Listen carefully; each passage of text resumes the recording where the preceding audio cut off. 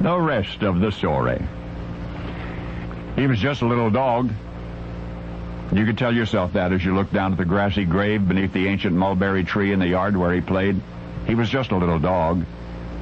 One must cross the bridge of an entire century to the day his human family had thus laid him to rest. It was better for him this way, they rationalized, paralyzed as were his hindquarters following a stroke at the age of 11. And after all, he was just a little dog.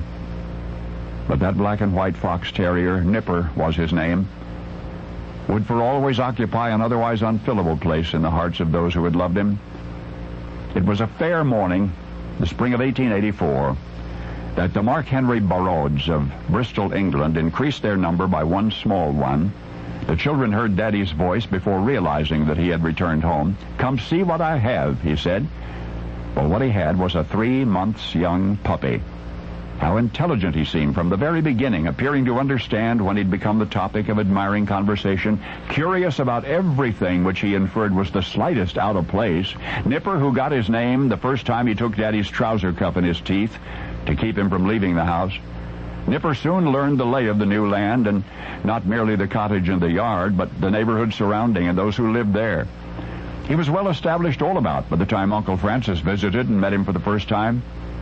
Henry's brother was completely captivated. A wonderful animal, Francis declared, and no sooner had he than Nipper romped into the parlor and assumed that charming pose.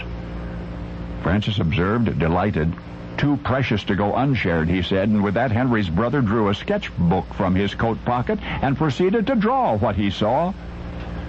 Later, from that drawing, Francis painted the pup's picture in more vivid detail. For you see, Uncle Francis was an artist, Francis Burroughs, and it was because of him that we, these many generations later, know Nipper. For the portrait became famous, preserving forever that happy afternoon Henry's brother came to call, and the memory of an adored and adoring companion in his prime. Of course, nothing stays the same. The children grew up, then grew apart. Family members passed away, so eventually Francis took the family terrier to live with him at his home in southwest London. Nipper died September of 1895, and he is buried, as you know, beneath a mulberry tree at 77 Clarence Street, Kingston-on-Thames. He was just a little dog, and yet it'll never be forgot, at least by those who know, that once upon an amusing misapprehension, Henry Burroughs' black and white terrier pup came running when he thought he had heard Henry calling, "Here, boy." What he had in fact heard was the Victrola. He'd heard a recording of Henry speaking, and thus confused, Nipper sat there for the longest time, listening beside the horn of that then modern recording device. And appropriately, Brother Francis would call the portrait that resulted his master's voice.